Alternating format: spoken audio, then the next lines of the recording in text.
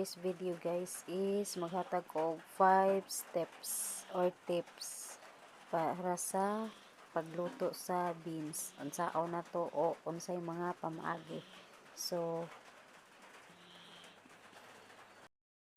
ready na nga to ang beans. Then first is pugasan na to ang beans.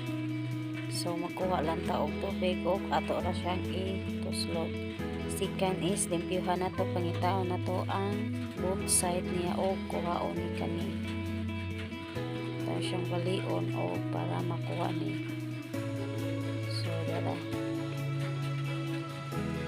Ato lang siyang ibutang sa limpyo nga sudlaman. Continue ta.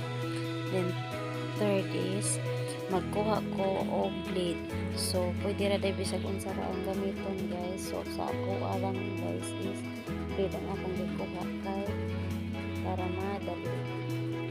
So depende ra gyud ani mo guys og unsa imuha gamiton para ma-add mo siya. So ako is blade ang ako kay mo jud akong naandan kay sa una guys, sa pa ko na ninyo naka-adi ko or naka-trabaho ko kanang utanunan guys nga kanang slice sama mo slice or mag-aral. So for this ang ato ng niluto ang atong beans. So kanila guys, ato siya maluto